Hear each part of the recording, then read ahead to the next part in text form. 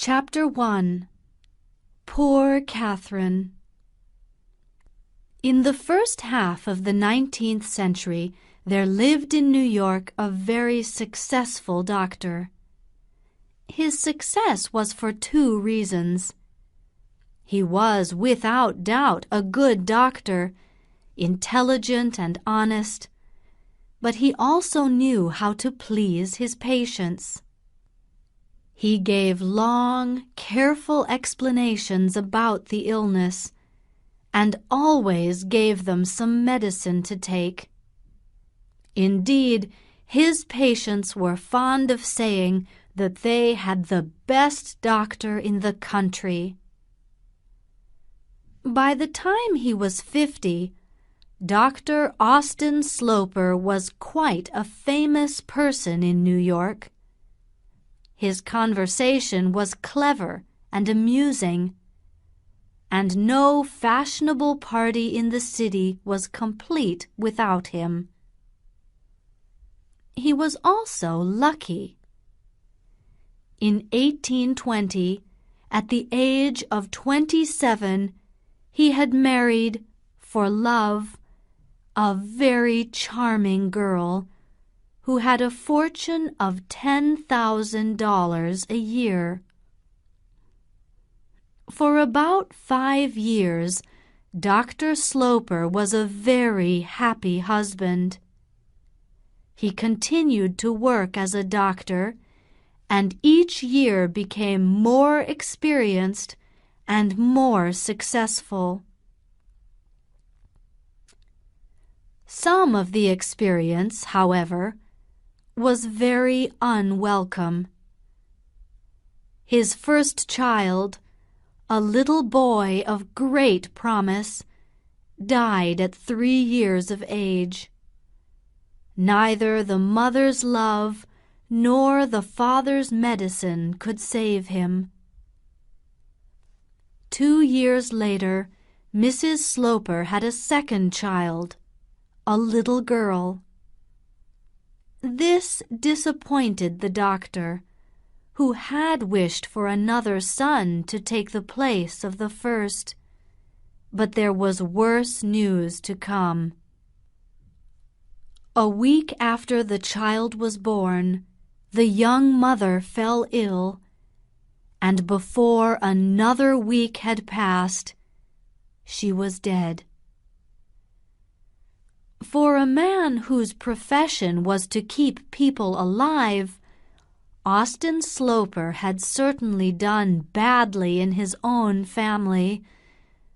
But the only person who blamed Dr. Sloper was Dr. Sloper himself. He felt that he had failed, and he carried this private blame for the rest of his life. He still had his little girl, whom he named Catherine after her poor mother. She grew up a strong and healthy child, and her father knew that he would not lose her. When the child was about 10 years old, the doctor invited his sister, Mrs. Lavinia Penniman, to stay with him. He had 2 sisters, and both of them had married early in life. The younger one, Mrs. Almond, was the wife of a rich man and the mother of a large family. Elizabeth Almond was a comfortable, reasonable woman, and Dr. Sloper preferred her to his sister Lavinia. However, Lavinia's husband had died at the age of 33, leaving his wife without children or fortune, and so Dr. Sloper invited his sister to stay while she looked for rooms to rent.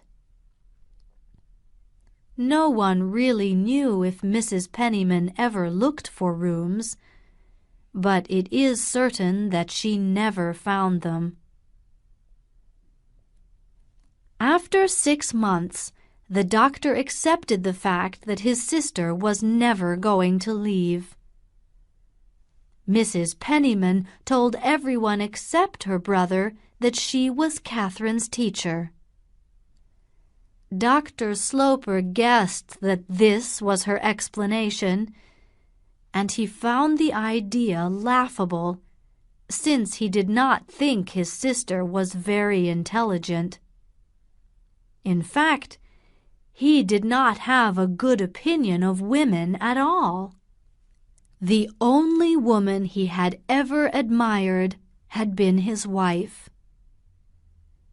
He was always extremely polite to Lavinia, but he had no interest in her opinions or conversation. He only spoke to her to inform her of his wishes for Catherine. Once, when the girl was about 12 years old, he said to his sister, "Try to make a clever woman out of her, Lavinia. I should like her to be a clever woman."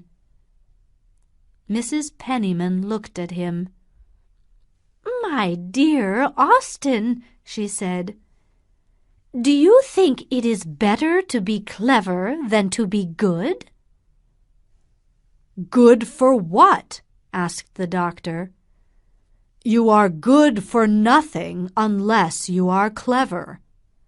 Of course I wish Catherine to be good, but it will not make her a better person to be a fool."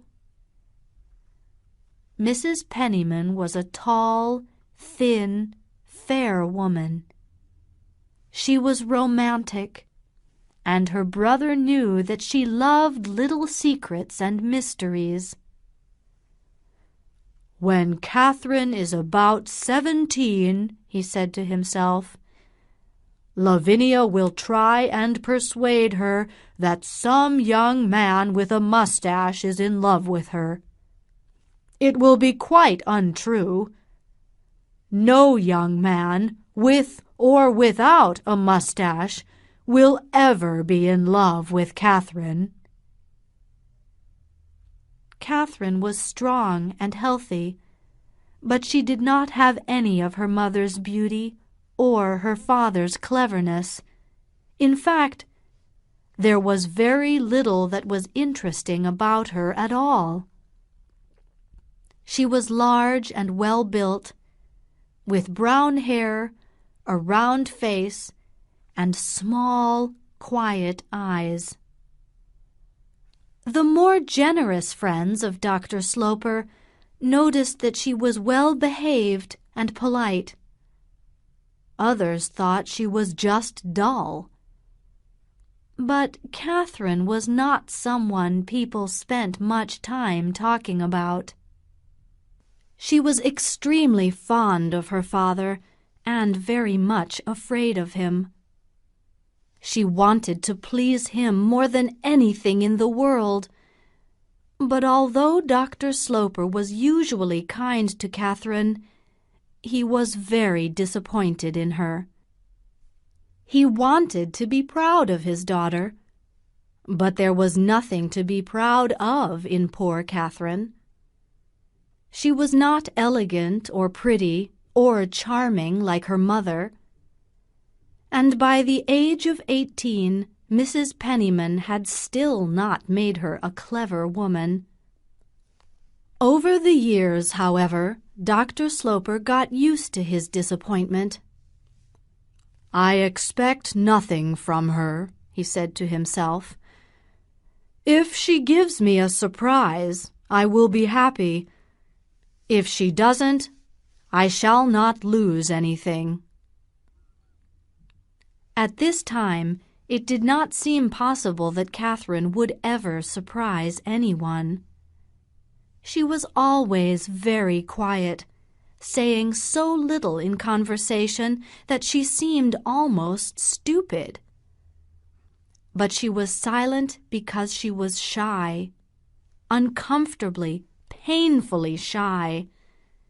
In fact, she was a very gentle, sensitive girl. Slowly, Catherine realized that she was changing from a girl into a young lady. She began wearing expensive clothes in very bright colors, rather too bright for Dr. Sloper. When she was 20, she bought a red and gold evening dress, and did not seem to realize that it made her look 10 years older.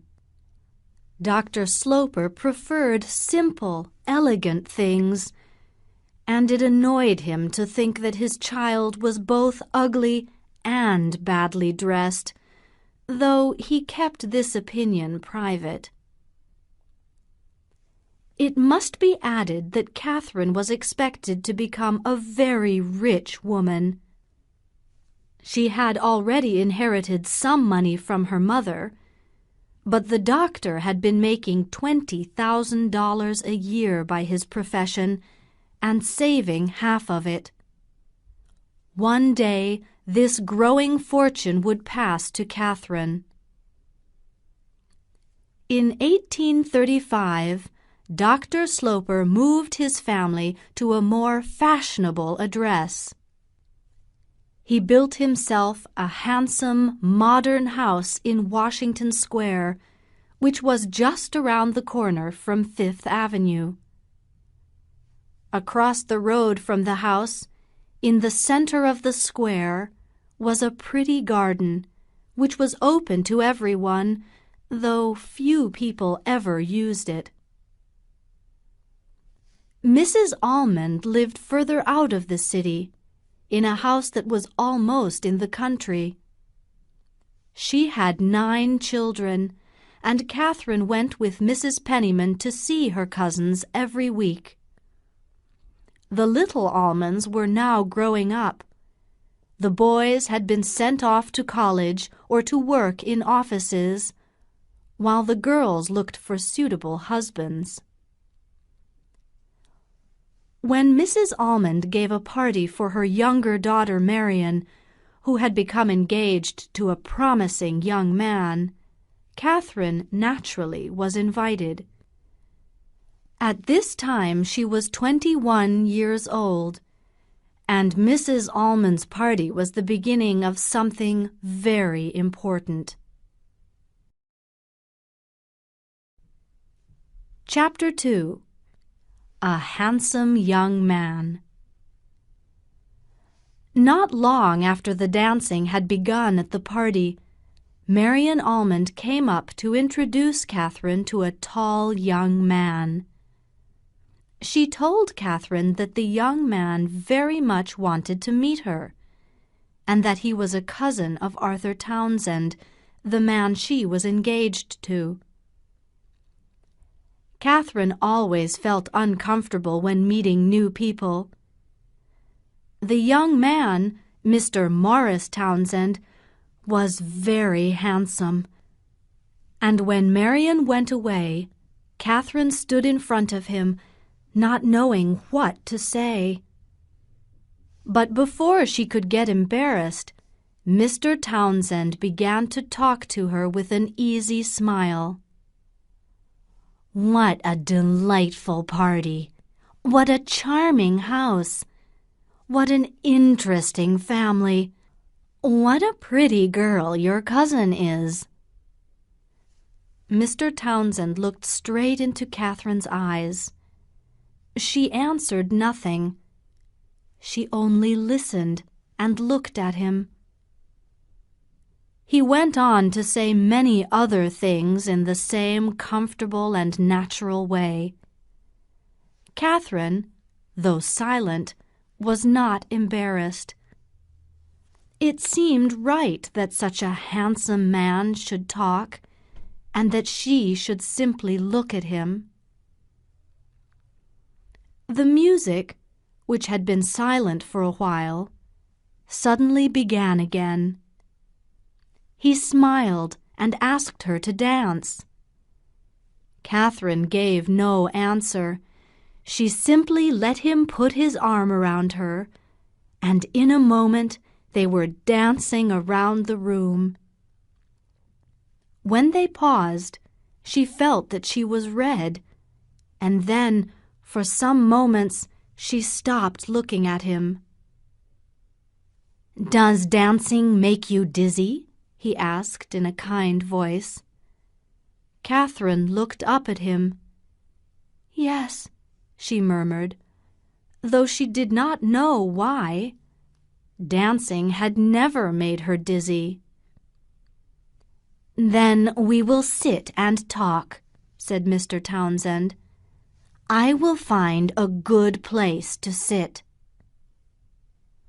He found a good place, a charming place, a little sofa in a corner that seemed meant for 2 persons. "We will talk," the young man had said. But he still did all the talking. Catherine sat with her eyes fixed on him, smiling, and thinking him very clever. She had never seen anyone so handsome before. He told her that he was a distant cousin of Arthur Townsend, and Arthur had brought him to introduce him to the family. In fact, he was a stranger in New York. He had not been there for many years. He had been traveling around the world, living in many strange places, and had only come back a month or 2 before. New York was very pleasant, but he felt lonely. "People forget you," he said, smiling at Catherine. It seemed to Catherine that no one who had seen him would ever forget him, but she kept this thought to herself. They sat there for some time. He was very amusing, and Catherine had never heard anyone speak as well as he did, not even an actor in a theater. And Mr. Townsend was not like an actor. He seemed so sincere, so natural. Then Marian Almond came pushing through the crowd of dancers. She gave a little cry, which made Catherine blush, when she saw the young people still together. She told Mr. Townsend that her mother had been waiting for half an hour to introduce him to somebody. "We shall meet again," he said to Catherine as he left her. Her cousin took Catherine by the arm. "And what do you think of Morris?" she asked. "Oh, nothing particular," Catherine answered, hiding what she really felt for the first time in her life. "Oh, I must tell him that," cried Marian. "It will do him good. He's so terribly conceited." "Conceited?" said Catherine, staring at her cousin. "So Arthur says, and Arthur knows about him." "Oh, don't tell him," said Catherine. "Don't tell him? I have told him that many times." Half an hour later, Catherine saw her Aunt Penniman sitting by a window with Morris Townsend, she already knew the name very well, standing in front of her. He was saying clever things, and Mrs. Penniman was smiling. Catherine moved away quickly. She did not want him to turn round and see her. But she was glad he was talking to Mrs. Penniman, because it seemed to keep him near to her. In the carriage, as they drove home, Catherine was very quiet, and Dr. Sloper talked with his sister. "Who was that young man you spent so much time with?" he asked. "He seemed very interested in you." "He was not interested in me," said Mrs. Penniman. He talked to me about Catherine." "Oh, Aunt Penniman," Catherine murmured. "He is very handsome and very clever," her aunt went on. "He spoke in a very charming way." The doctor smiled. "He is in love with Catherine, then?" "Oh, Father," murmured the girl, thankful that it was dark in the carriage. "I don't know that, but he admired her dress." Admiring just the dress instead of the person might not seem very enthusiastic, but Catherine did not think this. She was deeply pleased. Her father looked, with a cool little smile, at her expensive red and gold dress. "You see," he said, "he thinks you have $80,000 a year." "I don't believe he thinks of that," said Mrs. Penniman. "He is too fine a gentleman." "He must be extremely fine not to think of that." "Well, he is," Catherine cried before she knew it. "I thought you had gone to sleep," her father answered. "The hour has come," he added to himself. "Lavinia is going to arrange a romance for Catherine." A few days after Mrs. Almond's party, Morris Townsend and his cousin called at Washington Square. Catherine and her aunt were sitting together by the fire in the parlor. Arthur Townsend sat and talked to Catherine, while his companion sat next to Mrs. Penniman. Catherine, usually so easy to please, tonight found Arthur rather uninteresting.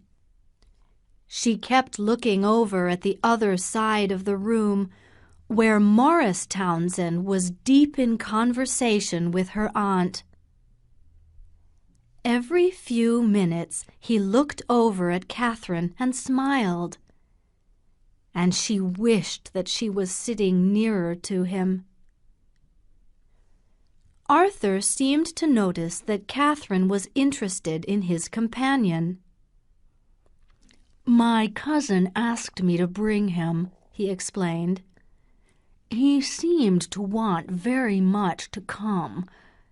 I told him I wanted to ask you first, but he said that Mrs. Penniman had invited him." "We are very glad to see him," said Catherine. She wished to talk more about him, but she did not know what to say. "I never saw him before," she went on. Arthur Townsend stared. "But he told me he talked with you for over half an hour the other night." "I mean, before the other night.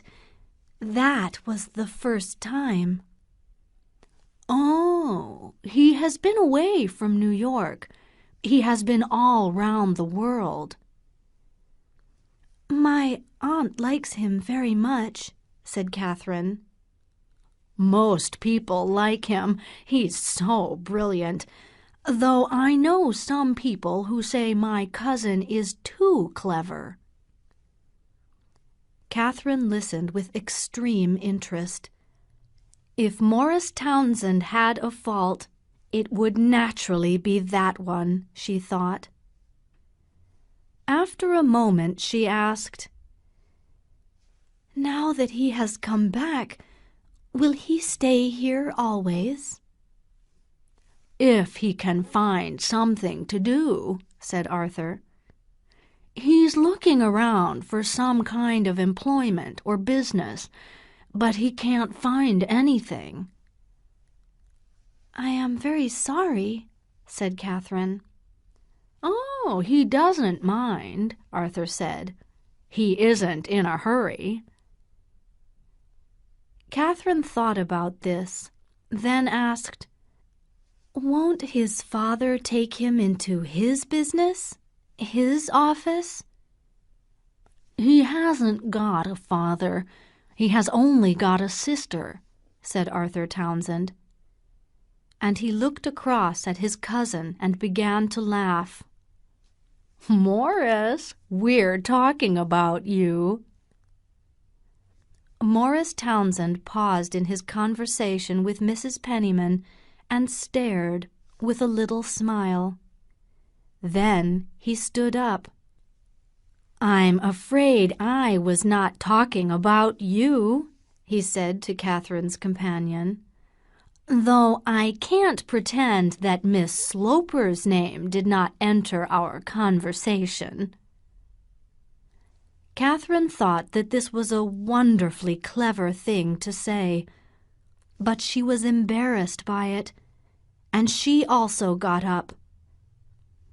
Morris Townsend stood looking at her and smiling. He put out his hand to say goodbye. He was going, and though he had not said anything to Catherine, she was still glad that she had seen him. "I will tell her what you have said when you go," said Mrs. Penniman with a little laugh. Catherine blushed. She felt they were almost laughing at her. What in the world had this beautiful young man said? She saw that he was looking at her kindly. "I have not talked with you," he said, "and that was what I came for. But it will be a good reason for coming another time.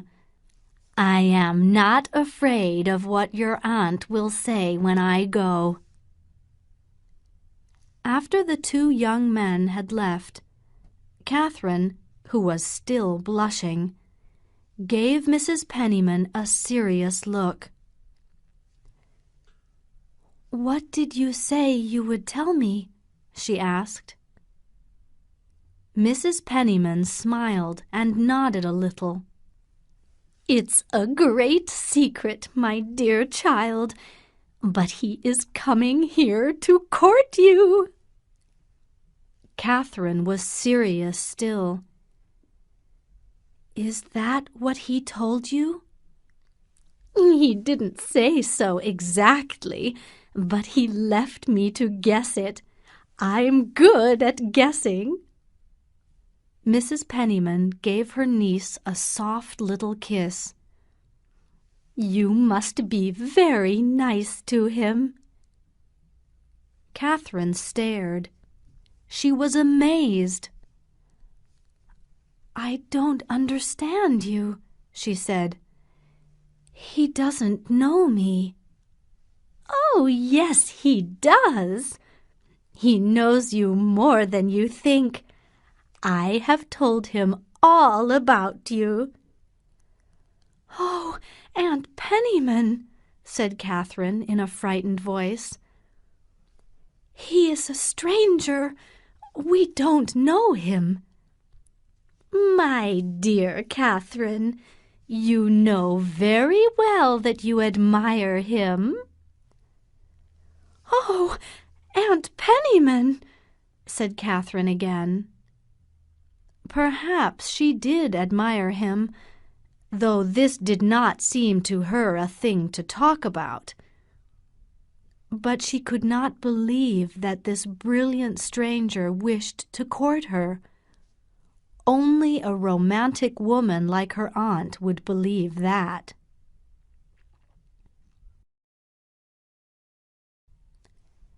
Chapter 3. Who is Morris Townsend? Half an hour after the two young men had left, Dr. Sloper came into the parlor. "Mr. Morris Townsend has just been here, Austen," Mrs. Penniman told her brother. "What a pity you missed him." "Who in the world is Mr. Morris Townsend?" "The gentleman at Elizabeth's party who liked Catherine so much," said Mrs. Penniman. "Oh, his name is Morris Townsend, is it?" the doctor said. He looked at Catherine. "And did he come here to ask you to marry him?" "Oh, father," murmured Catherine, turning away. "I hope he won't do that without your permission," said Mrs. Penniman. "My dear, he seems to have yours," her brother answered. "The next time he comes, you should call me. He might like to see me." Morris Townsend came again 5 days later, but Dr. Sloper was not at home at the time. Catherine was with her aunt when a servant announced the young man's name. Mrs. Penniman sent her niece into the parlor alone. "This time it's for you only," she said. So Catherine saw Mr. Townsend alone, sitting with him in the front parlor for more than an hour. He seemed more at home this time, making himself very comfortable and looking around with interest at the room and the furniture. His talk was light, easy, and friendly. "Tell me about yourself," he said to her, with his charming smile. Catherine had very little to tell, but she told him of her love of music and the theater, and how she did not really enjoy reading. Morris Townsend agreed with her that books were boring. He had been to places that people had written about, and they were not at all as they had been described. He had also seen all the famous actors in London and Paris, but the actors were always like the writers. They were never true to real life. He liked everything to be natural. Suddenly he stopped, looking at Catherine with his smile. "That's what I like you for. You are so natural," he said. "You see, I am natural myself." He went on to talk about his great love of music and singing. "I sing a little myself," he added. "Some day I will show you. Not today, but some other time." And then he got up to go. He had perhaps talked more about himself than about Catherine, but the truth was that Catherine had not noticed. She was thinking only that some other time had a delightful sound. It seemed to suggest many more meetings in the future. Catherine felt it was her duty to tell her father that Mr. Morris Townsend had called again, though it made her feel ashamed and uncomfortable. She announced the fact very suddenly as soon as the doctor came into the house, and then immediately tried to leave the room.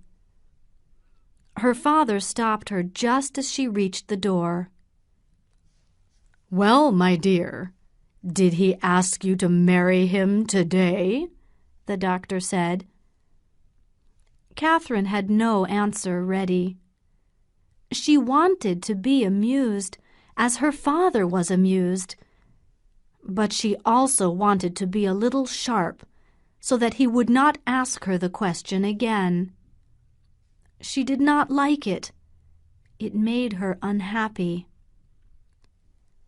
"Perhaps he will do it next time," she said, with a little laugh, and she quickly got out of the room. The doctor stood staring. He wondered whether his daughter was serious, and decided to find out more about this handsome young man. The next time he saw his sister Elizabeth, he asked her about Morris Townsend. "Lavinia has already been to ask me about him," Mrs. Almond said. "What did you tell her?" the doctor asked. "What I tell you, that I know very little of him." "How disappointing for Lavinia," said the doctor. "She would like him to have some romantic secret in his past. I hear that he is a distant cousin of Arthur Townsend." "Yes, though it seems that there are Townsends and Townsends, some rather better than others. Arthur's mother knows very little about him, only some story that he has been wild in the past. I know his sister a little. Her name is Mrs. Montgomery. She is a widow, with 5 children and not much money." "What is his profession?" asked the doctor. "He hasn't got any. He is looking for something. I believe he was once in the Navy." "Once? What is his age?" "More than 30, I think. Arthur told me that he inherited a little money, which is perhaps why he left the Navy, and that he spent it all in a few years. He traveled all over the world, lived in foreign countries, amused himself. He has recently come back to America, and he told Arthur that he now wants to start his life seriously." "Is he serious about Catherine, then?" "I don't see why you are surprised," said Mrs. Almond. "It seems to me that you have never been fair to Catherine. You must remember that she will one day have $30,000 a year." The doctor looked at his sister for a moment. "I see that you remember it." Mrs. Almond blushed. "I don't mean that is the only good thing about her. I simply mean that it is important. You seem to think that nobody will ever want to marry her." "Why should I think differently, Elizabeth?" the doctor said. "How many young men have come courting Catherine, even with her expected fortune? None. Which is why Lavinia is so charmed that there is now a lover in the house. It is the first time." "I think young men are rather afraid of Catherine," said the doctor's wiser sister. "She seems older than they are. She is so large, and she dresses so richly. An older, more experienced man would recognize all the good things in her character and would find her delightful." "And Mr. Townsend? What are his reasons for courting Catherine? Is he sincere in liking her?" "It is very possible that he is sincere. Lavinia is sure of it." Dr. Sloper thought for a moment. "If he does not work, what are his means?" "I have no idea. He lives with his sister and her children on 2nd Avenue. A widow? With 5 children?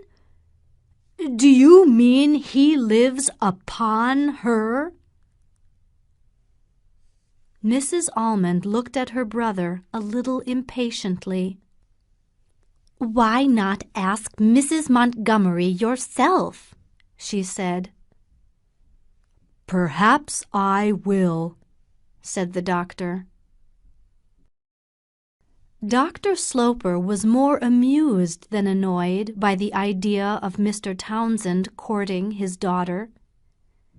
He was quite willing to believe the best of the young man, and if he was a sincere, honest man, it did not matter if he was poor, since Catherine had no need of a rich husband.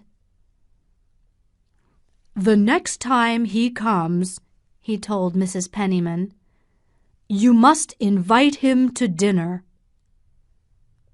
Mrs. Penniman was happy to pass on her brother's invitation, which Morris Townsend accepted, and the dinner was arranged. 2 or 3 other people were invited as well, and although Dr. Sloper talked very little to the young man during the meal, he watched him carefully. At the end of the meal, when the ladies had gone up to the parlor, leaving the men to their drinking, the doctor gave him some wine and asked him several questions. Morris Townsend was happy to talk, and the doctor sat quietly, watching his bright, handsome face. "He is clever, a good talker, and very self-confident," Catherine's father thought. "And he dresses very well.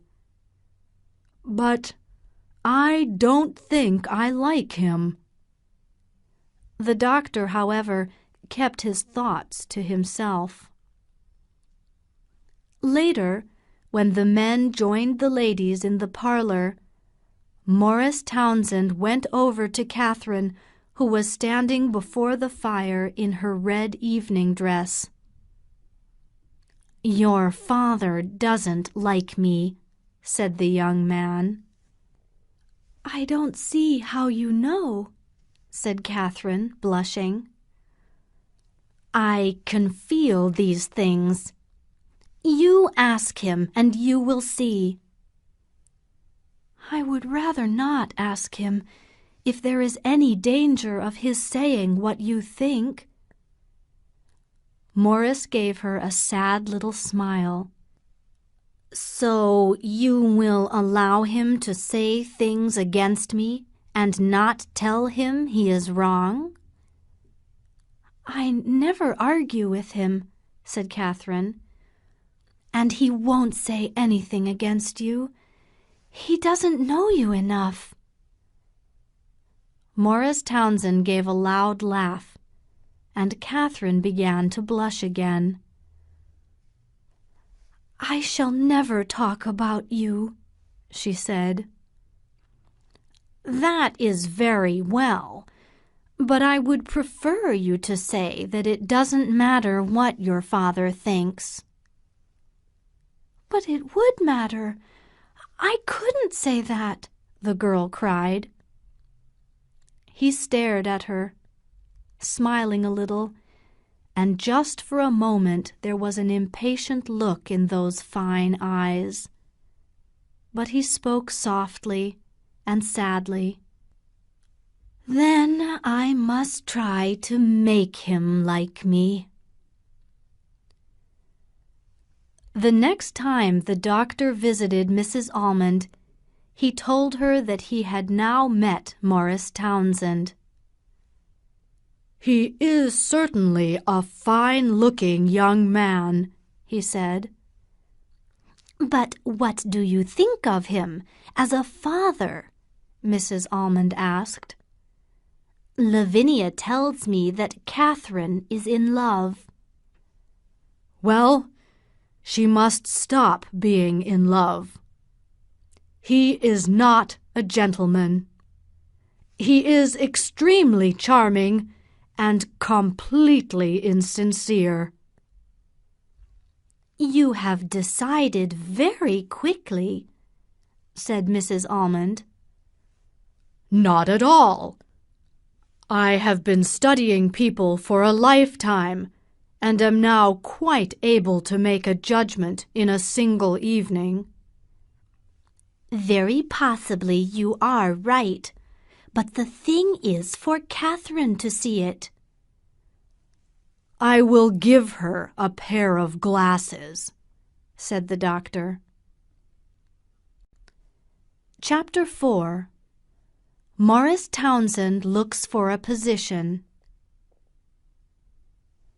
If it were true that Catherine was in love, she was certainly very quiet about it. She had told Morris Townsend that she would not mention him to her father, and so she said nothing about Morris's continued visits. It was only polite, of course, for Morris to visit after the dinner at Washington Square, and only natural for him to continue visiting. These visits had quickly become the most important thing in Catherine's life. She was very happy. She did not yet know what the future would bring, and she was too modest to expect anything. She was just grateful for the present. The sound of his voice, the words he spoke to her, the expression of his face. Dr. Sloper suspected Morris Townsend's visits and noticed how quiet Catherine had become. "What is going on in this house?" he asked his sister. "Going on, Austin?" said Mrs. Penniman. "Why haven't you told me that Mr. Morris Townsend is coming to the house 4 or 5 times a week? I am away all day, and I see nothing." Mrs. Penniman thought for a moment. "Dear Austin," she said at last, "I cannot tell a secret." "Whose secret? Catherine's? Mr. Townsend's? If it is his, I think it is extremely foolish of you to have secrets with young men. You don't know where they will lead you." "I don't know what you mean," said Mrs. Penniman. "I take a great interest in Mr. Townsend. I don't hide that. But that is all." "It is quite enough. And what do you find so interesting about Mr. Townsend? His good looks?" "His misfortunes, Austin. I cannot tell you his story, but he would tell it to you himself if he thought you would listen to him kindly." The doctor gave a laugh. "I shall ask him very kindly to leave Catherine alone."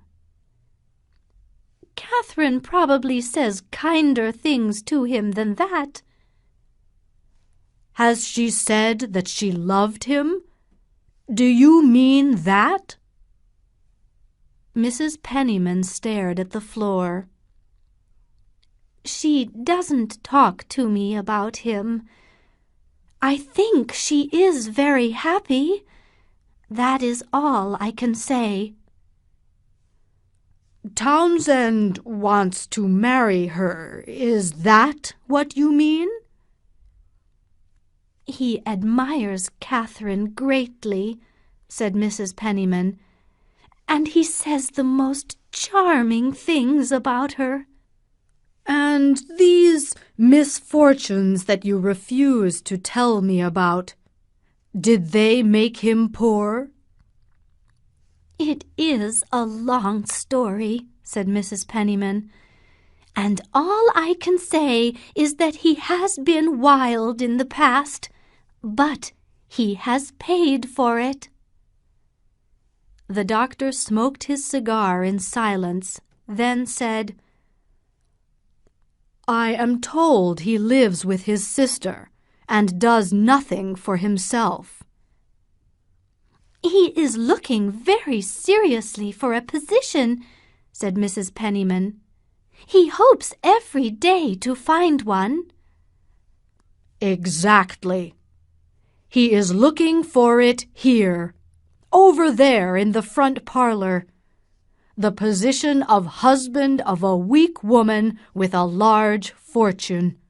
That would suit him perfectly." Mrs. Penniman got up and looked at her brother a little angrily. "My dear Austen," she said, "you are making a great mistake if you think that Catherine is a weak woman." And with this, she walked away. The family in Washington Square spent every Sunday evening at Mrs. Almond's house. On the Sunday after his conversation with Mrs. Penniman, Dr. Sloper went off to another room to talk to his brother-in-law about business. He came back later to find that Morris Townsend had arrived and was sitting on a sofa beside Catherine. There were several friends of the family present, and it was easy for the two young people to sit and talk privately. The doctor saw at once, however, that his daughter was painfully conscious that he was watching her. She sat very still, with her eyes down, blushing deeply. Dr. Sloper felt so sorry for her that he turned his eyes away. "Poor Catherine," he thought. "It must be very nice for her to have a beautiful young man court her. Perhaps I should give him another chance." A little later, when Morris Townsend was standing alone, the doctor crossed the room towards him. The young man looked at him with a little smile. "He's amazingly conceited," thought the doctor. Then he said, "I am told you are looking for a position." "Yes, I should like some work," Morris Townsend replied. "But I fear that I have no special talents." "You are too modest," said the doctor. "I know nothing of you except what I see, but I see by your face that you are extremely intelligent." "Ah," Townsend said. "I don't know what to answer when you say that. You advise me, then, not to give up hope?" The question seemed to have a double meaning, and the doctor looked at him for a moment before he answered. "No young man should ever give up hope. If he does not succeed in one thing, he can try another." Morris Townsend stared down at his shoes. "Were you kindly suggesting a position for me?" he then asked, looking up and smiling. This annoyed the doctor, and he paused for a moment. Then he said, "I sometimes hear of possibilities. How would you feel, for example, about leaving New York?" I am afraid I could not do that. I must find my fortune in this city. You see," added Morris Townsend, "I have responsibilities here. I have a sister who depends on me." "Family feeling is very important," said Dr. Sloper. "I often think there is not enough of it in our city. I think I have heard of your sister." "It is possible, but I doubt it. She lives so very quietly." "As quietly, you mean," the doctor went on with a short laugh, "as a lady may do with several small children." "I help with my little nephews and nieces," said Morris Townsend. "I am their teacher." "That is very good, but it is not a career." "It won't make my fortune," agreed the young man. Later in the evening, the doctor spoke to Mrs. Almond. "I should like to see his sister," he said, "Mrs. Montgomery. Mr. Townsend tells me he teaches her children." "I will try and arrange it for you," said Mrs. Almond. "I must say he doesn't look in the least like a school teacher." And when Morris Townsend spoke to Catherine again later, he did not sound like a school teacher either. "Will you meet me somewhere tomorrow?" he murmured. "I have something particular to say to you. Very particular." "Can't you come to the house? Can't you say it there?" Catherine asked, lifting her frightened eyes. Townsend shook his head sadly. "I cannot enter your doors again. Your father has insulted me." "Insulted you?" "He dislikes me because I am poor." "Oh, you are wrong.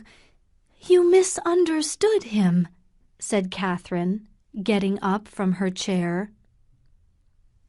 "He laughed at me for having no position.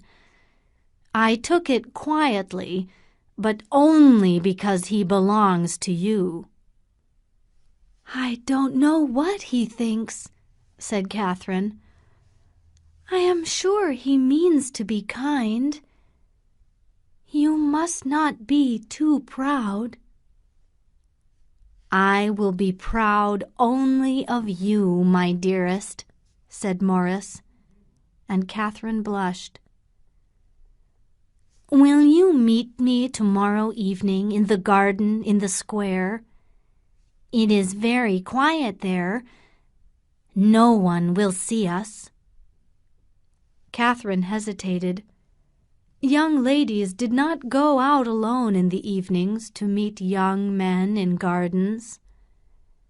"I am not very brave," she said. "Ah, then, if you are afraid, what shall we do?" She hesitated again, then at last said, "You must come to the house. I am not afraid of that." "I would rather meet in the square," the young man said.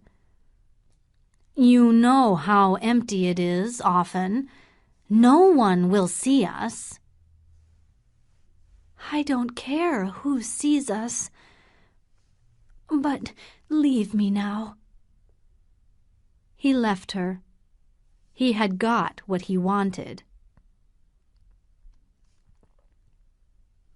Catherine met the young man next day in the place she had chosen. among the elegant furniture of a New York parlor. Mrs. Penniman, as usual, left the two young people alone to enjoy their romantic meeting. "We must decide what to do," said Morris. He had already, on earlier visits, told Catherine that he loved her. He had put his arm around her and taken kisses, which had made her heart beat very fast. She felt deeply, wonderfully happy, but she was also confused and a little frightened. After Morris had kissed her on his last visit, she had begged him to go away, to let her think. She felt his kisses on her lips for a long time afterwards, and she could not think clearly at all. What would she do if, as she feared, her father told her that he did not like Morris Townsend? Today, however, when Morris spoke about deciding something, she felt that it was the truth, and said simply, "We must do our duty. We must speak to my father. I will do it tonight. You must do it tomorrow." "It is very good of you to do it first," Morris answered. "The young man, the happy lover, usually does that." "You must promise to be gentle with my father." "I shall try," Morris promised. "But do you know what your father will say? He will tell you I want your money." "Oh," murmured Catherine softly, "how wrong he is." Morris gave her a fond little kiss. "I shall tell him that he is wrong," said Catherine. "He will argue with you."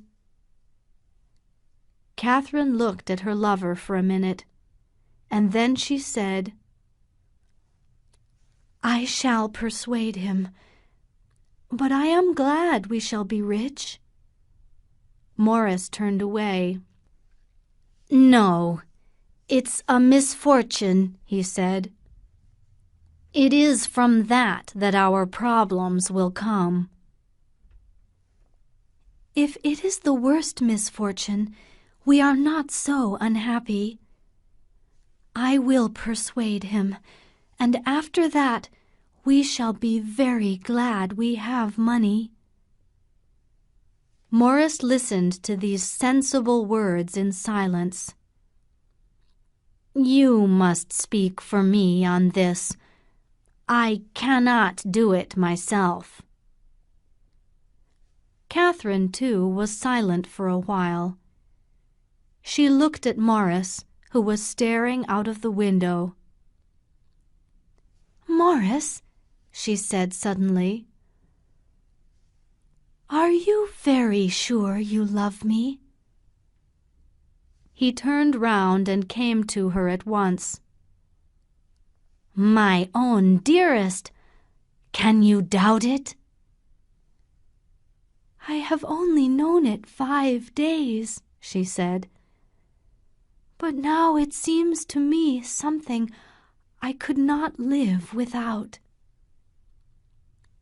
"You will never need to try." He gave a gentle laugh. Then he added, "There is something you must tell me, too." Catherine had closed her eyes and kept them closed. "You must tell me," Morris went on, "that if your father is against me, you will still be faithful." Catherine opened her eyes and stared at him. She could give no better promise than what he read there.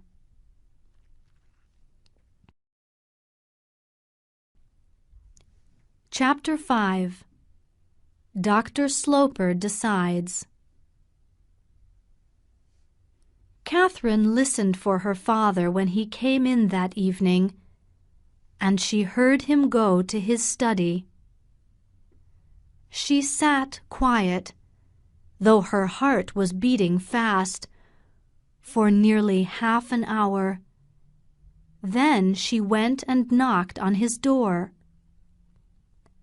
On entering the room, she found him in his chair beside the fire, with a cigar and the evening paper.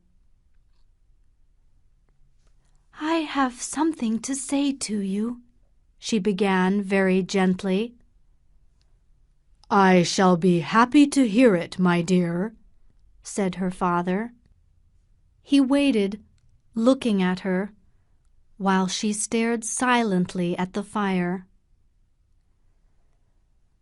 "I am engaged to be married," Catherine said at last. The doctor did not show how surprised he was. "You are right to tell me," he said. "And who is the happy man?"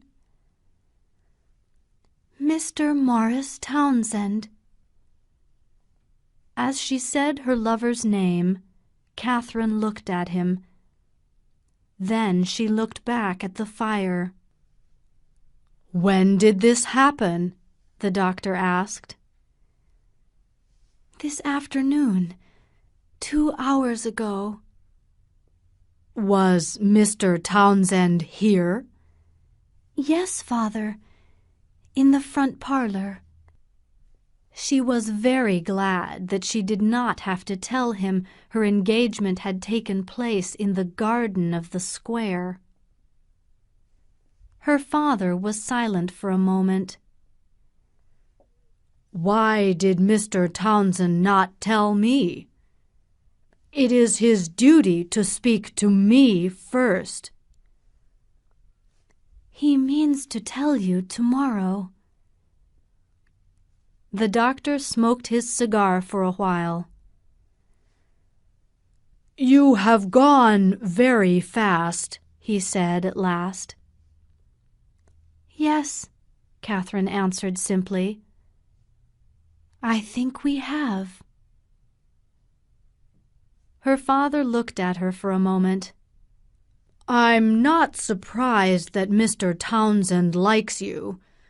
You are so simple and good." "I don't know why, but he does like me. I am sure of that, and I like him very much." "But you have known him a very short time, my dear."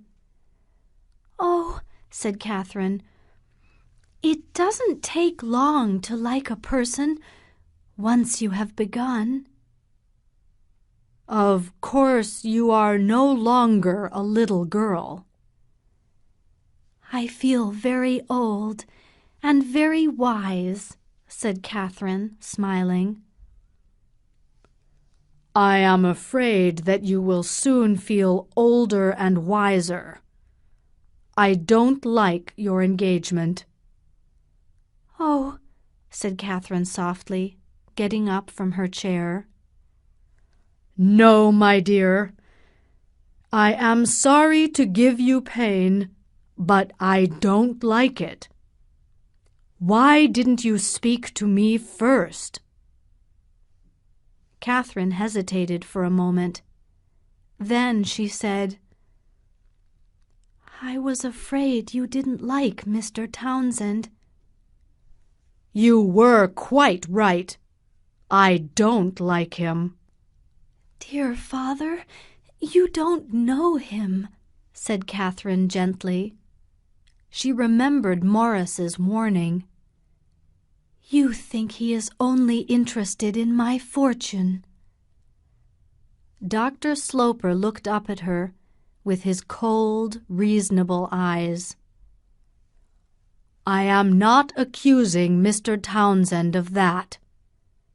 You are an honest, kind-hearted girl, and there is nothing impossible in an intelligent young man loving you for yourself. But the main thing that we know about this young man is that he has spent his own fortune in amusing himself. There is good reason to believe that he would spend yours, too. That is not the only thing we know about him. He is kind and generous and true, said poor Catherine. She was not used to arguing, and her voice trembled a little. And the fortune he spent was very small. The doctor stood up. He held her for a moment and kissed her. You won't think me cruel, he said. The question filled Catherine with fear, but she said, No, dear father, because if you knew how I feel, you would be so kind, so gentle. Yes, I think I know how you feel, the doctor said.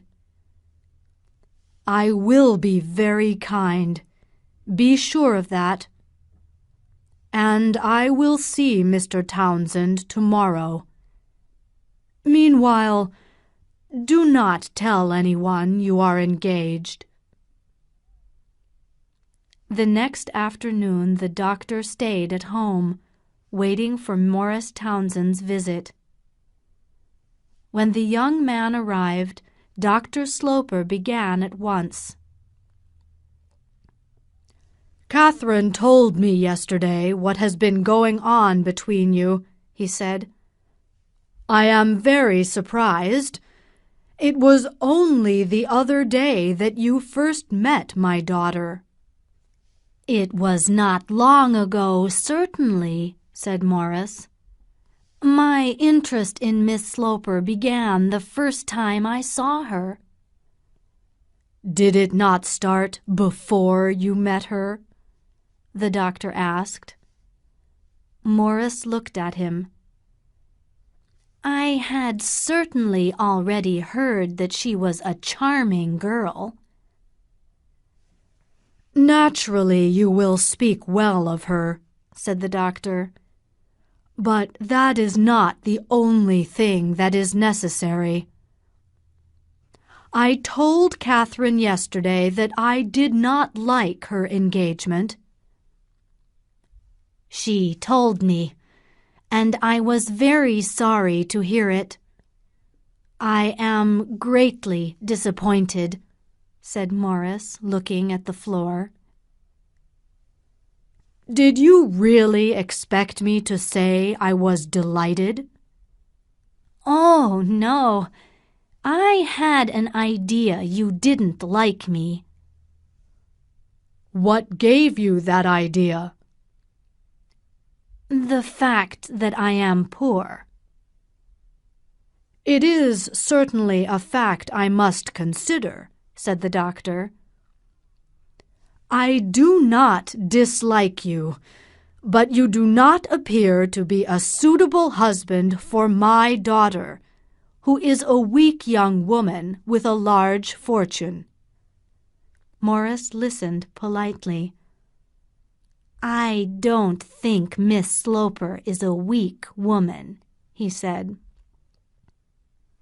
I have known my child 20 years, and you have known her 6 weeks. But whether she is weak or not, you are still a man without a profession, and without money. Yes, that is my weakness. You think I only want your daughter's money. I don't say that. I only say that you are the wrong kind of man to marry my daughter." "A man who loves and admires her deeply? Is that the wrong kind of man?" Morris said with his handsome smile. "I don't care about her fortune, not in any way." "Fine words," said the doctor, "but you are still the wrong kind of man." "You think I would spend her money, is that it?" "Yes, I'm afraid I do think that." "It is true that I was foolish when I was younger," said Morris. "But I have changed now. I spent my own fortune because it was my own. That does not mean I would spend Miss Sloper's fortune. I would take good care of it." "Taking too much care would be as bad as taking too little. Both ways would give Catherine an unhappy life." "I think you are very unjust," said the young man. "I can understand that you think that." "Do you want to make your daughter miserable?" "I accept that she will think I am cruel for a year." "A year?" said Morris with a laugh. "For a lifetime, then. She will be miserable either way, with you or without you." Here at last Morris became angry. "You are not polite, sir," he cried. "I'm afraid that is your fault. You argue too much. I cannot accept you as a son-in-law, and I shall advise Catherine to give you up, which she will do." "Are you sure that she will give me up?" asked Morris. "I don't think she will. She has gone too far to stop." The doctor stared at him coldly for a moment. "I will say no more, sir," said Morris, and he left the room. When the doctor told Mrs. Almond about his meeting with Morris Townsend, she thought that he had perhaps been too hard on the young man. "Lavinia thinks I am being very cruel," said the doctor. "And how is Catherine taking it?" said Mrs. Almond. "Very quietly. There have been no noisy tears or anything of that kind." "I am very sorry for Catherine," Mrs. Almond said. "Now she will have to choose between her father and her lover." "I am sorry for her too," said the doctor. "It is just possible, of course, that I have made the greatest mistake of my life. So I shall go and visit Mr. Townsend's sister, who will almost certainly tell me I have done the right thing."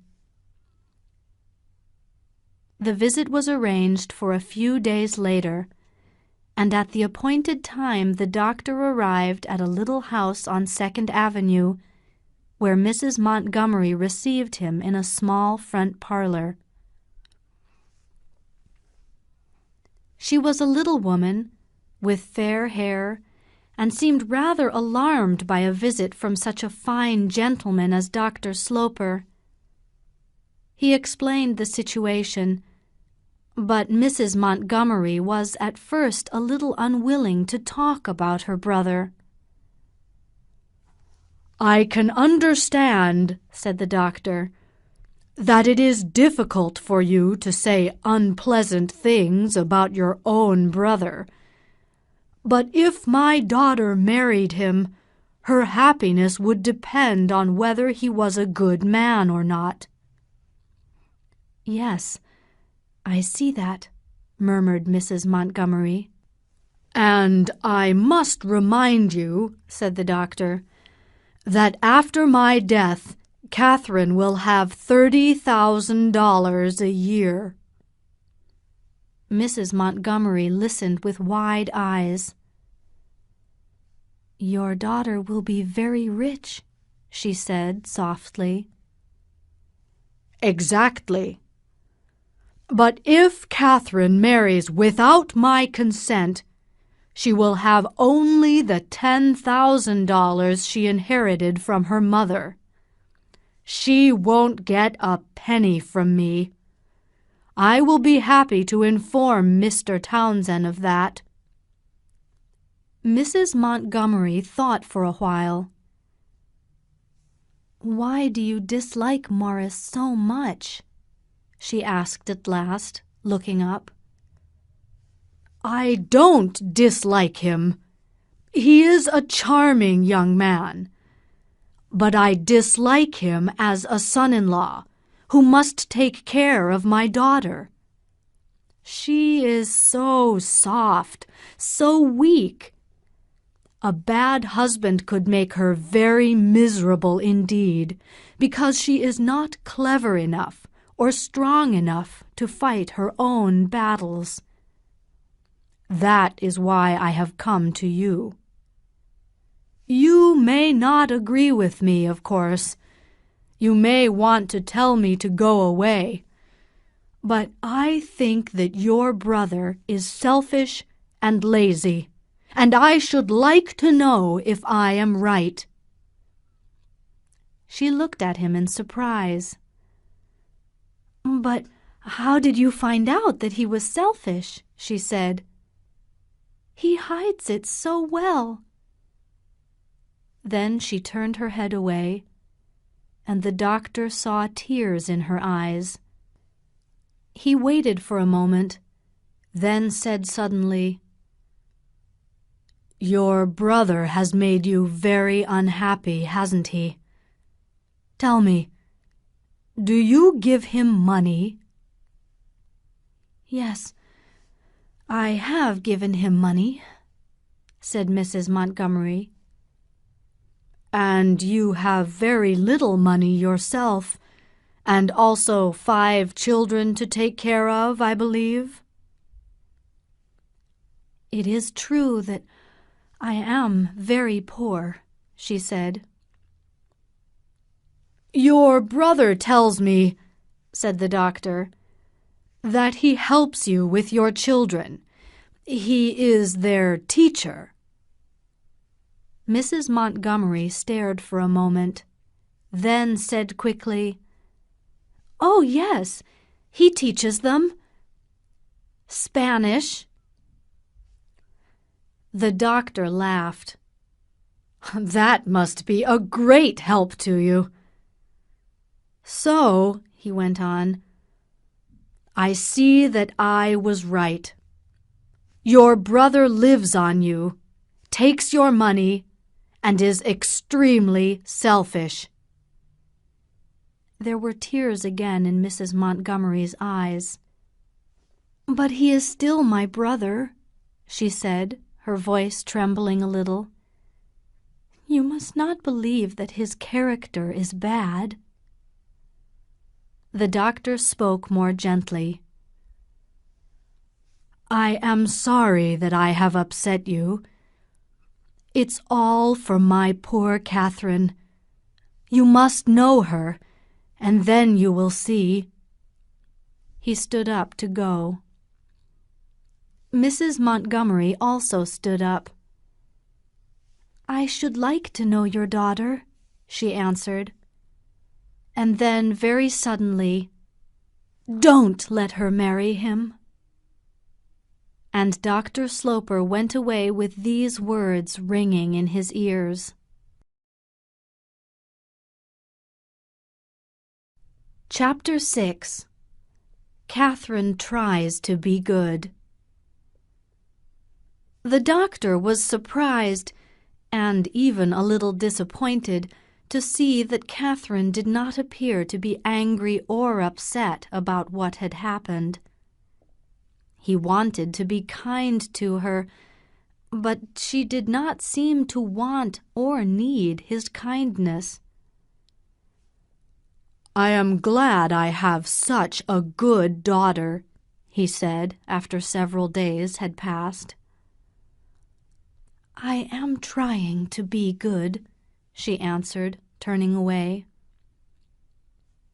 "If you have anything to say about Mr. Townsend, I shall be happy to listen." "Thank you," said Catherine. "I have nothing to say at present." He never asked her whether she had seen Morris again. She had, in fact, not seen him. She had only written him a long letter. "I am in great trouble," she wrote. "Do not doubt my love for you, but let me wait a little and think." But her thoughts were not at all clear. She could not really believe that her father would change his mind about Morris. She just hoped that in some mysterious way the situation would get better. Meanwhile, she felt she must try to be a good daughter, to be patient, and to search for a peaceful way out of their difficulty. She received no help from her aunt in this search. Mrs. Penniman was enjoying all the excitement of the romance and had no sensible advice to offer poor Catherine. "You must act, my dear," she said. "The important thing is to act." Mrs. Penniman had also written to Morris and had arranged to meet him secretly in a cafe on the other side of the city. She had not told her niece about this meeting, and so was a little embarrassed when Morris arrived and asked if she had a message for him from Catherine. "Not exactly a message," she said. "I didn't ask her for one. But she will be true to you until death." "Oh, I hope it won't come to that," said Morris. "My brother will not listen to argument." "Do you mean he won't change his mind?" Mrs. Penniman was silent for a moment. Then she smiled at Morris. "Marry Catherine first and tell him afterwards," she cried. "That is the way I see it. A secret marriage." The young man stared at her. "Do you advise me to do that? To marry her without her father's consent?" She was a little frightened, but went on. "If you marry Catherine, you will show my brother that he has been wrong about you. He will see that it is not just because you like the money." Morris hesitated, then said, "But I do like the money." "But you don't like it more than Catherine. And when he realizes that, he will think it is his duty to help you." Morris looked for some moments at the floor.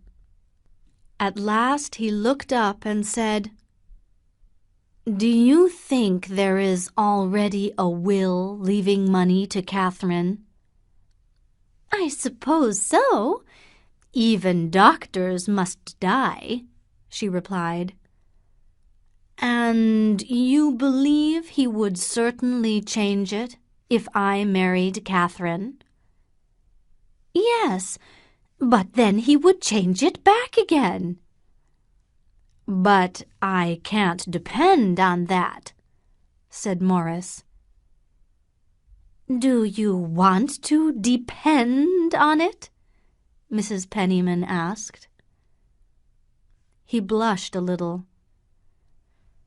I do not want to injure Catherine. You must not be afraid. Be afraid of nothing, and everything will go well. Mrs. Penniman told Catherine that evening that she had had a meeting with Morris Townsend, and for almost the first time in her life, Catherine felt angry. Why did you see him? I don't think it was right. I was so sorry for him. And you wouldn't see him, my dear, said Aunt Lavinia. I have not seen him because my father has forbidden it, Catherine said very simply. This annoyed Mrs. Penniman, and she began to read the evening newspaper, so that Catherine would have to ask her about her meeting with Morris. But it was several minutes before Catherine finally spoke. What did he say? She asked. He said he is ready to marry you any day. Catherine made no answer to this, and after a few minutes Mrs. Penniman added that Morris looked very tired. Catherine got up from her seat and went to the fire. Mrs. Penniman hesitated for a moment. He said he was afraid of only one thing, that you would be afraid.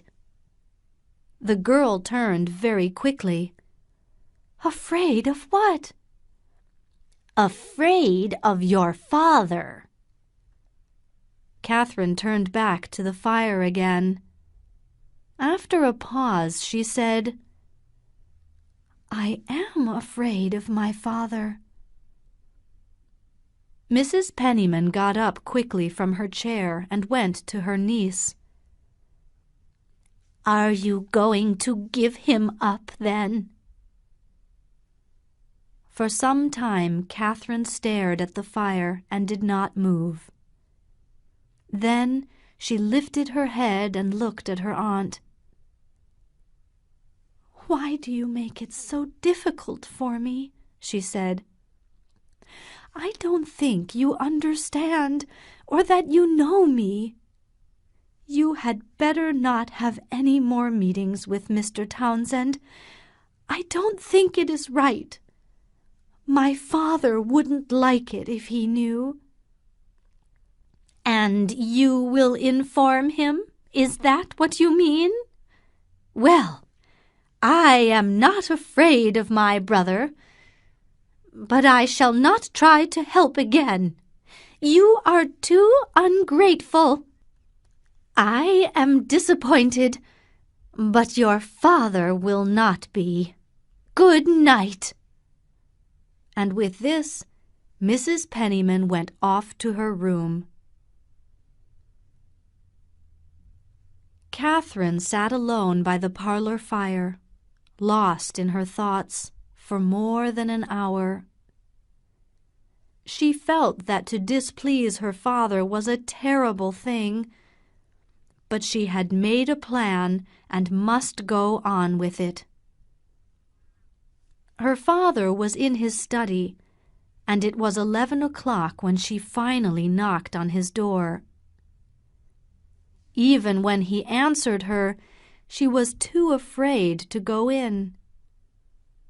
After a while, he came and opened the door for her.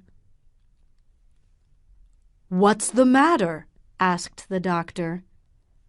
"You are standing there like a ghost." She went into the room and her father looked at her for a few moments, waiting for her to speak. He then went back to his writing desk and sat down, turning his back on his daughter. At last she began, "You told me that if I had something more to say about Mr. Townsend, you would be glad to listen to it." "Exactly, my dear," said the doctor, not turning round. "I would like to see him again." "To say goodbye?" asked the doctor. "No, father, not that. At least, not forever." "You have not finished with him, then?" "No," said Catherine. "I have asked him to wait."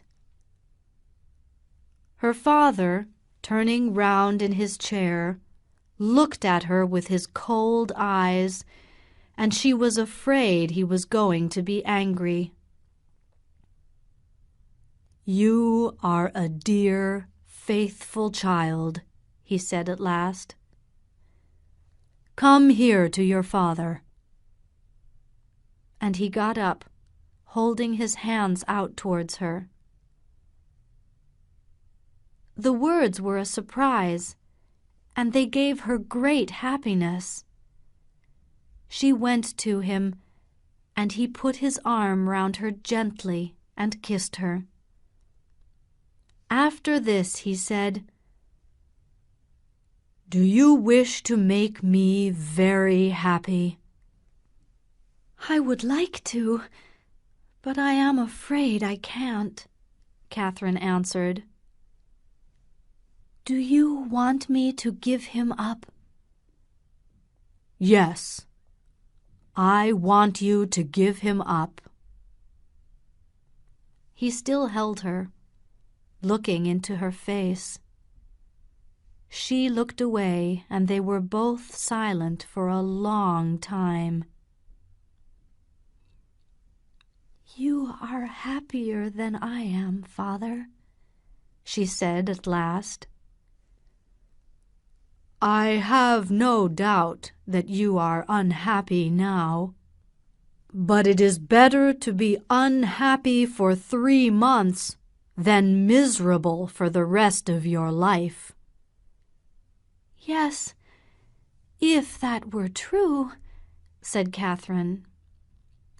"It is true. I am sure of that." When she did not answer, he went on. "Don't you believe that I want the best for your future? I know how bad men can be, how false." She moved away from him. "He is not false. What has he done? What do you know?" "He has never done anything. That is the problem. He is lazy and selfish and thinks only of himself." "Oh, father, don't say bad things about him," she cried. "No, that would be a great mistake. You may do what you choose," he added, turning away. "If I see him again, will you forgive me?" "No, I will not." "I only want to see him once, to tell him to wait." "To wait for what?" "Until you know him better, until you consent." "I know him well enough, and I shall never consent." "But we can wait a long time," said poor Catherine. "Of course. You can wait until I die if you like," said the doctor quietly. "Your engagement will have one delightful effect upon you. It will make you extremely impatient for my death. And think how impatient he will be, too." Catherine gave a cry of natural horror and stood staring.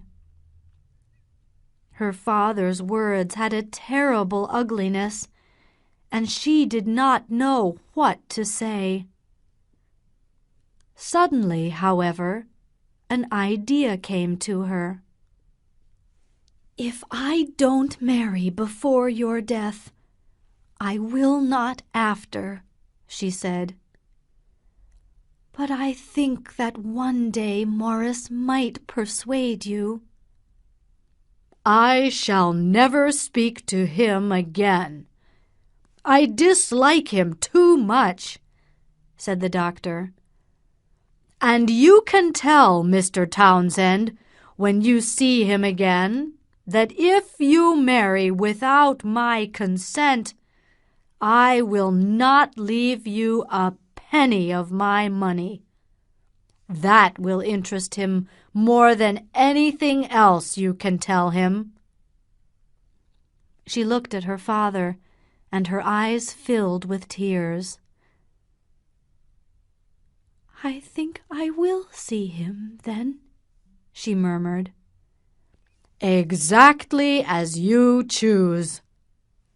But if you see him, you will be an ungrateful, cruel child, and you will give your old father the greatest pain of his life."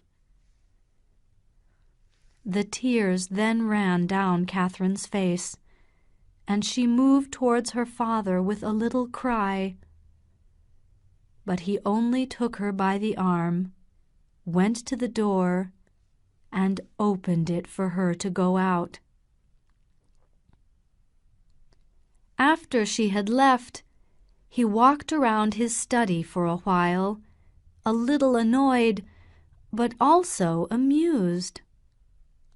"My word," he said to himself, "I believe she will go on with it." He looked forward to seeing what would happen next.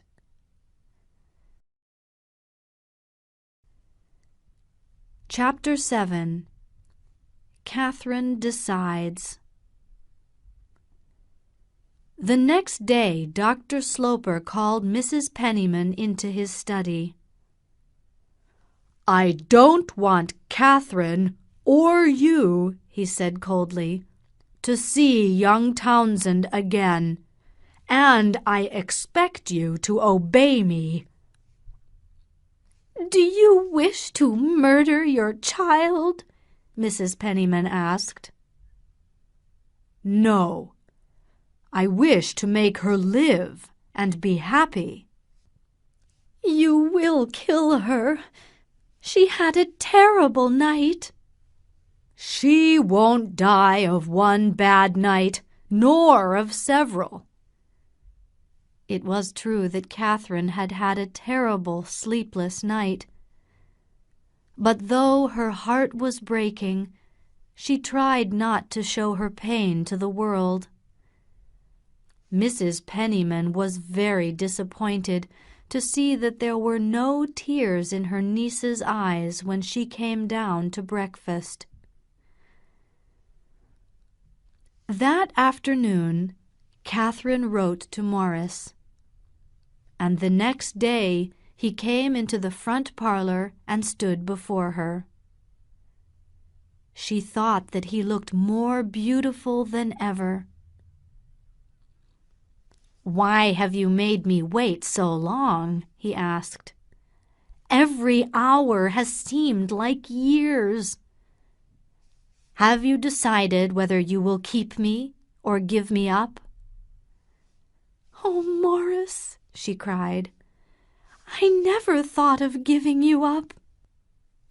"What, then, were you waiting for?" "I thought my father might might look at it differently, but he looks at it still in the same way." "Then why have you sent for me?" "Because I wanted to see you," cried Catherine. Morris watched her for a moment. "Will you marry me tomorrow?" he asked suddenly. "Tomorrow?" "Next week, then. Any time in the next month." "Isn't it better to wait?" said Catherine. "To wait for what?" She did not know for what, but she felt afraid. "Until we have thought about it a little more." He shook his head sadly. "I thought you had been thinking about it these 3 weeks. Do you want to go on doing that for 5 years? My poor girl," he added. "You are not faithful to me." Catherine blushed, and her eyes filled with tears. "Oh, how can you say that?" she murmured. "You must take me or leave me," said Morris. "You can't please your father and me. You must choose between us." "I have chosen you," she said. "Then marry me next week." She stood staring at him. "Isn't there any other way?" "None that I know of." He turned away, walked to the window, and stood looking out. "You are very afraid of your father," he said at last. "I suppose I must be," she said simply. "Your fear of him seems greater than your love for me." "Oh, Morris," she said, going to him. After a while she told Morris what her father had said. "If I marry without his consent, I shall not inherit any of his fortune. He told me to tell you that. He seemed to think—" Morris blushed angrily. "What did he seem to think?" "That it would make a difference." "It will make a difference in many things, but it will not change my love for you." "We shall not want the money," said Catherine. "You know that I have my own fortune." Morris was silent for a while. "Do you think that he will be cruel to you forever? That he will never change his mind about disinheriting you?" "If I marry you, he will think I am not good." "Then he will never forgive you," cried Morris. Catherine suddenly felt lonely and afraid. "Oh, Morris," she cried, putting her head on his shoulder. "You must love me very much. I will marry you as soon as you want." "My dear, good girl," he cried, looking down at her. She had given him her promise, but he was not quite sure what he would do with it. For about a week, life in Washington Square continued much as before. and Dr. Sloper waited to see what would happen. He told his sister Elizabeth that he had never expected Catherine to give him so much excitement. "It is not very kind of you," said Mrs. Almond, "to find amusement in your daughter's situation." "I will take her to Europe," said the doctor, "to give her some new ideas." "She won't forget him in Europe." "He will forget her then." Mrs. Almond looked serious. "Would you really like that?" "Extremely," said the doctor. Mrs. Penniman, meanwhile, arranged another secret meeting with Morris Townsend outside a church. She had been a little alarmed by her brother's coldness towards her. "I think you should wait for a while before you marry," she told Morris. "Wait until my brother is less angry." The young man was very annoyed. "Last week you advised me to marry immediately," he said. "Catherine has already agreed to this, so what can I do?" "Catherine loves you so much that you can do anything," said Mrs. Penniman. "You can change your plans this way or that way, and she will not be upset with you." Morris looked at her, but said nothing, and soon after that they parted. Catherine, of course, knew nothing of her aunt's meeting with Morris, and she had not spoken to her father since the evening she went to see him in his study. At last, however, she told him that she had seen Morris Townsend again. "I think we shall marry before very long," she said. The doctor looked at her coldly from head to foot. "Why do you tell me that? It is of no interest to me." Catherine turned away for a moment. There were tears in her eyes. "Oh, Father," she cried, "don't you care?" "Not at all. Once you marry, it is the same to me when or where or why you do it." But the next day he spoke to her in a different way. "Are you going to marry in the next 4 or 5 months?" "I don't know, Father," said Catherine. "It is not very easy for us to decide." "Wait, then, for 6 months, and meanwhile I will take you to Europe. I would very much like you to go." This sign of her father's interest in her gave Catherine great happiness. "It would be delightful to go to Europe," she said. But her happiness soon disappeared when she realized that she would not see Morris for several months. Mrs. Penniman was not invited, and she understood very well why the doctor had made this plan. "He thinks the journey will make you forget Morris," she told her niece. Catherine could not decide whether to obey her father's wishes or not. She wrote to Morris and asked him to meet her in the square.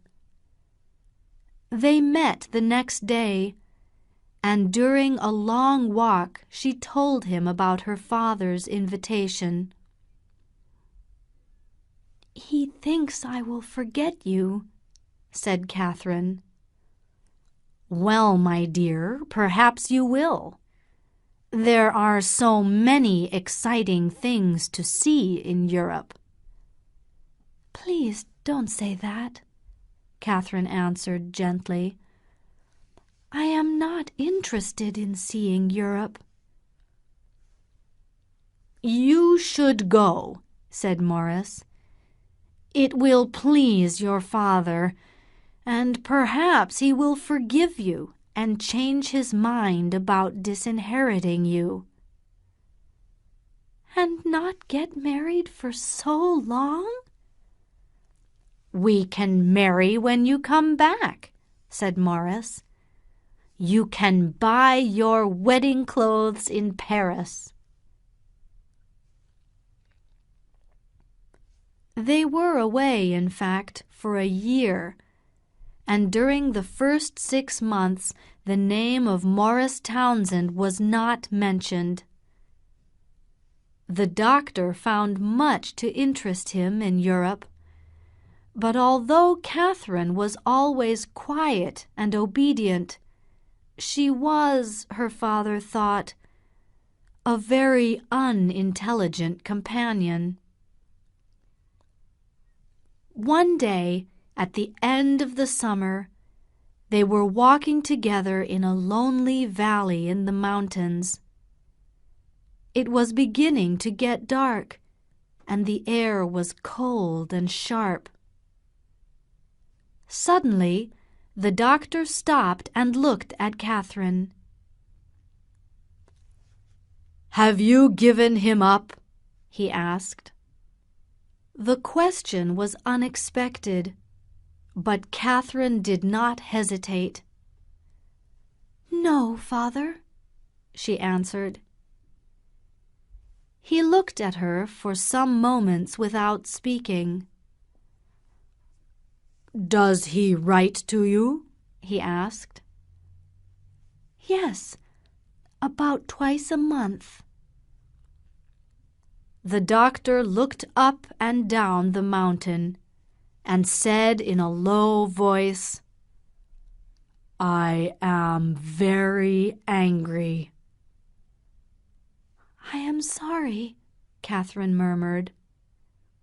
She felt lonely and frightened in this wild place. "One day he will leave you," said the doctor, "alone and hungry, in a place like this. That's what he will do." "That's not true, father, and you should not say it," she cried. "It's not right." He shook his head slowly. "No, it's not right, because you won't believe it. But it is true." Dr. Sloper did not speak of Morris again until the night before they sailed to New York. "What are you going to do when you get home?" he asked suddenly. "Do you mean about Mr. Townsend?" "About Mr. Townsend." "We shall probably marry." "So you will go off with him as soon as you arrive?" Catherine did not like the way he said this. "I cannot tell you until we arrive," she said. "If I am going to lose my only child, I would like to know before it happens." "Oh, father, you will not lose me," said Catherine.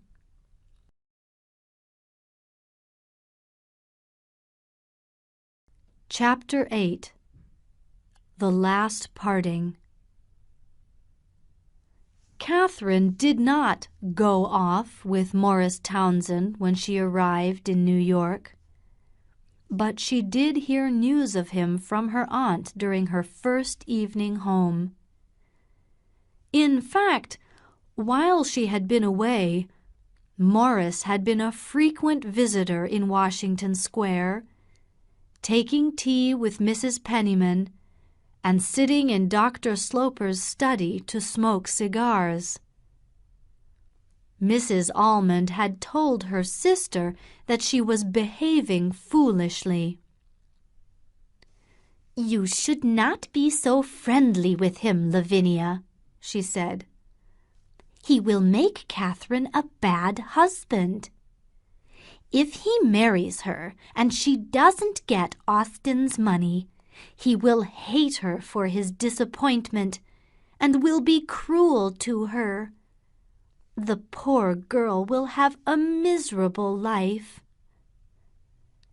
But Mrs. Penniman did not listen to her sister, and on Catherine's return she told her niece that she had taken good care of her lover while she had been away.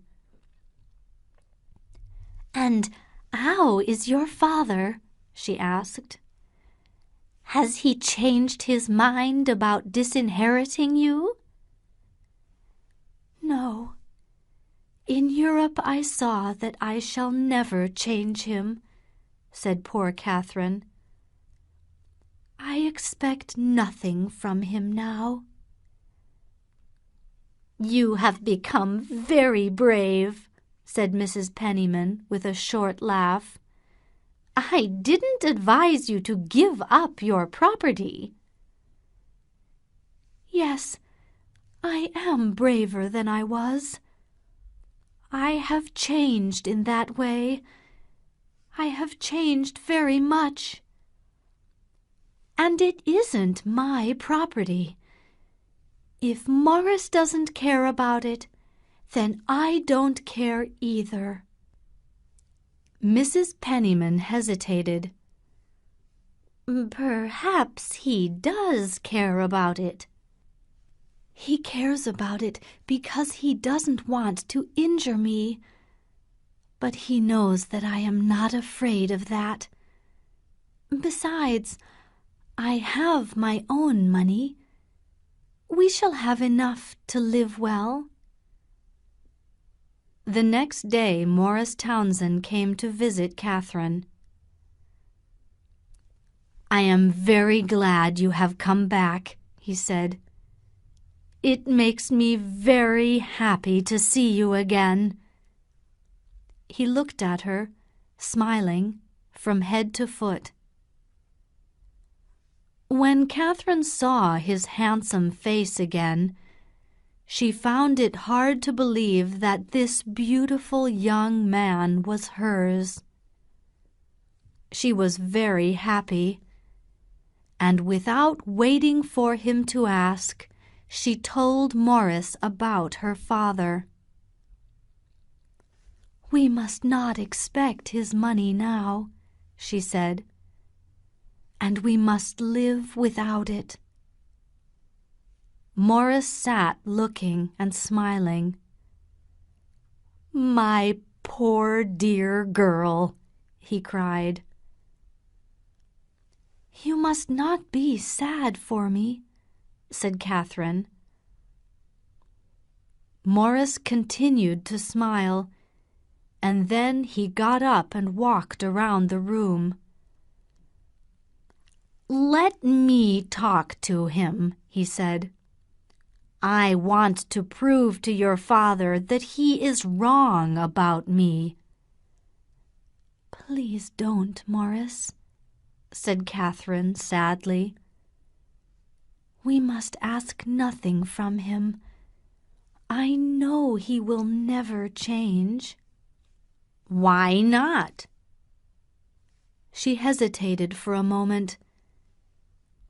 "He is not very fond of me," she said slowly, "and I think he despises me. I saw it, I felt it in England just before we left. It is because he is so fond of my mother, who died so many years ago. She was beautiful and very, very clever. He is always thinking of her. I am not at all like her. Aunt Penniman has told me that. Of course, it isn't my fault, but neither is it his fault. You are a strange family, said Morris. Don't say that. Don't say anything unkind, Catherine said. You must be very kind to me now, because, Morris— Here she hesitated. Because I have done a lot for you. I know that, my dear. It has been terrible for me to feel so distant from my father, to feel that he despises me. I would be so miserable if I didn't love you. We must be very happy together. And Morris, you must never despise me. This was an easy promise to make, and Morris made it. But for the moment, he made no further promises. Dr. Sloper spoke to both his sisters soon after his return. He told Mrs. Penniman that he would never accept Morris Townsend as a son-in-law, and he told Mrs. Almond that he was now no longer amused by Catherine, only annoyed. She will never give Mr. Townsend up, said Mrs. Almond. Then she will be very unhappy, and I can't prevent it. Poor Catherine, said Mrs. Almond. We must be as kind to her as we can. Mrs. Penniman arranged another secret meeting with Morris. They went for a long walk together, and she told him what the doctor had said. He will never give us a penny, said Morris angrily. After a pause, he added, I must give her up. Mrs. Penniman was silent for a moment. Though she thought of Morris as a son, she was also a little afraid of him. I think I understand you, she said gently. But my poor Morris, do you know how much she loves you? No, I don't. I don't want to know. It will be very hard for Catherine, said Mrs. Penniman. You must help her. The doctor will help you. He will be delighted with the news. He will say, I always told you so. Morris blushed bright red. I find this all very unpleasant, he said. A true friend would try and make it easier for me. Would you like me to tell her? Mrs. Penniman asked. You mustn't tell her, but you can— He hesitated, trying to think what Mrs. Penniman could do. You can explain that I don't want to come between her and her father. Are you not going to come and see her again? Oh, no, I shall come again. But I want this business to end soon. I have been 4 times since she came back, and it's very hard work." "But you must have your last parting," his companion cried. For Mrs. Penniman, the last parting between lovers was almost as romantic as the first meeting. Morris came to Washington Square again without managing the last parting. And again, and again. Catherine did not suspect anything was wrong, and Mrs. Penniman was too frightened to say anything to her. During each visit, the poor girl waited for Morris to name the day of their wedding. But he never stayed more than a few minutes, and seemed so uncomfortable that at last she became worried.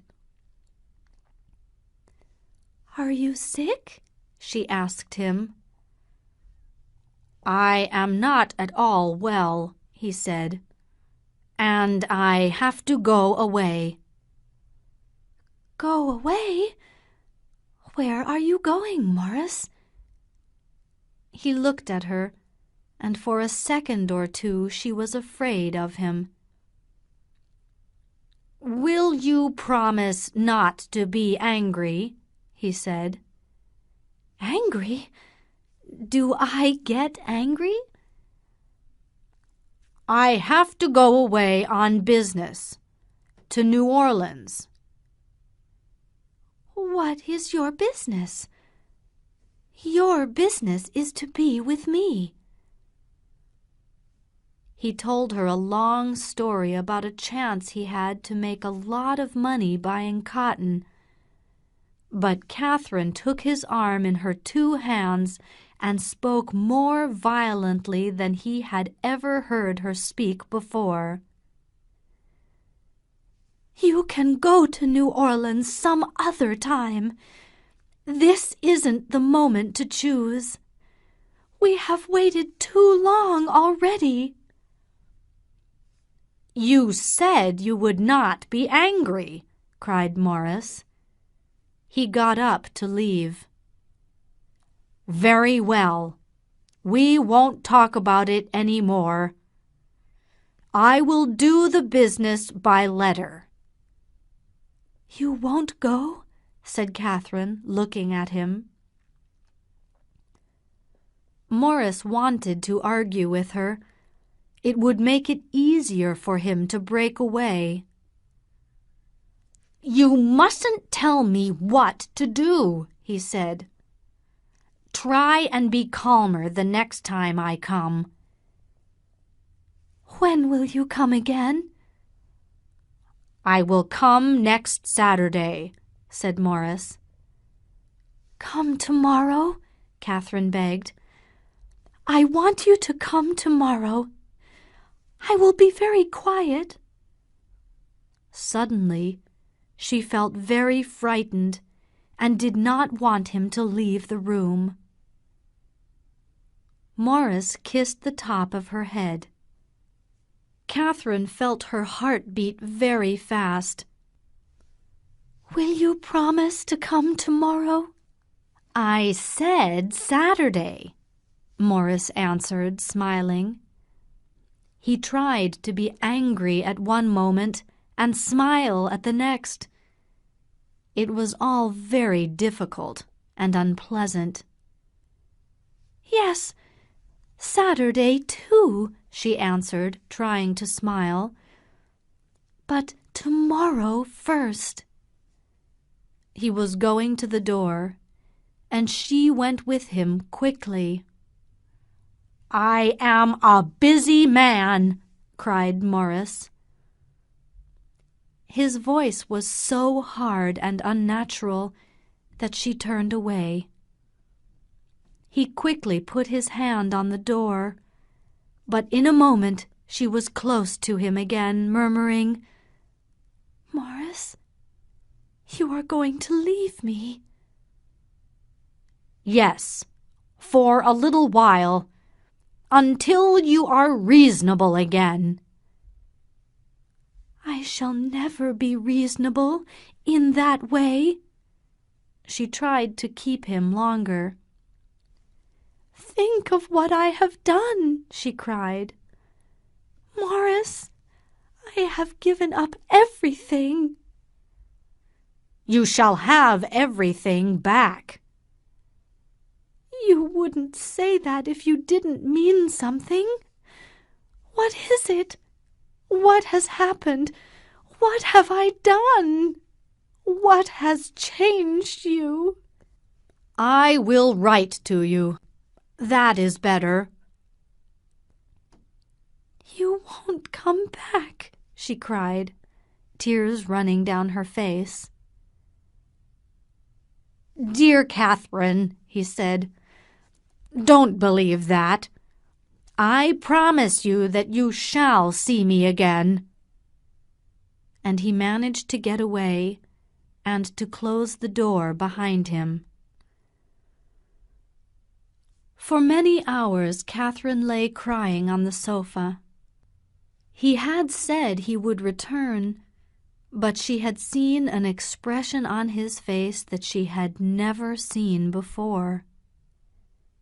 He had wanted to get away from her.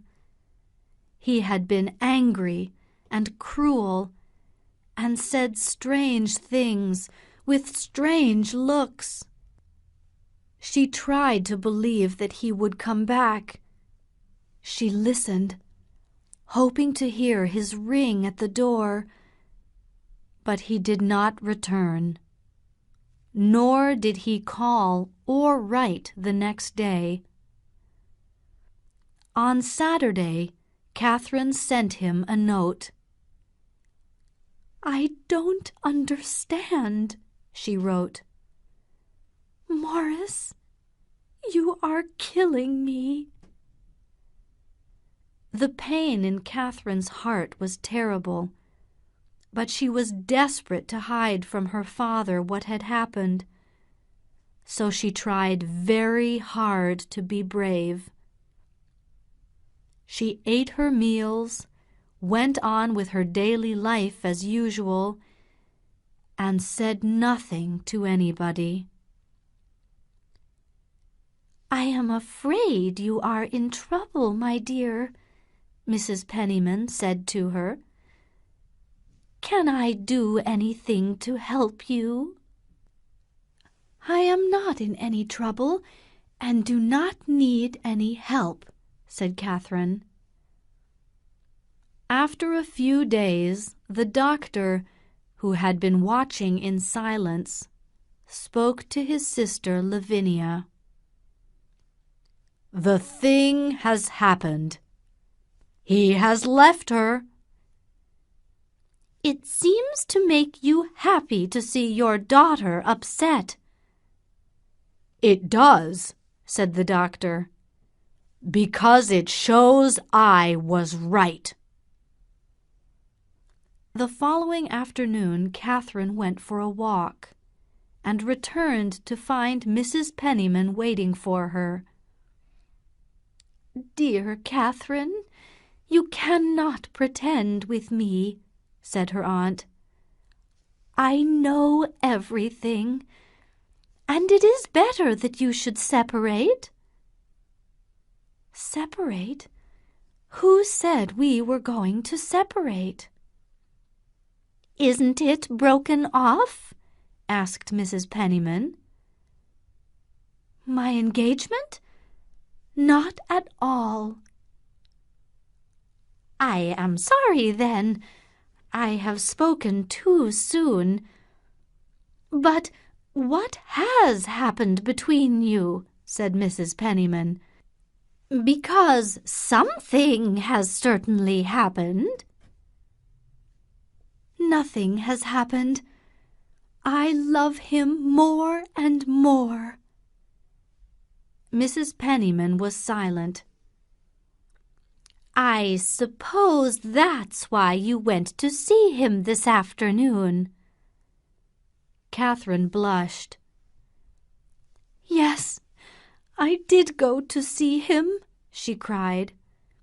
"But that's my own business." "Then we won't talk about it." Mrs. Penniman moved towards the door, but stopped when Catherine cried out, "Aunt Lavinia, where has he gone? At his house they said he had left town. I asked no more questions. I was ashamed. Has he gone to New Orleans?" Mrs. Penniman had not heard of the New Orleans plan, but she did not tell Catherine this.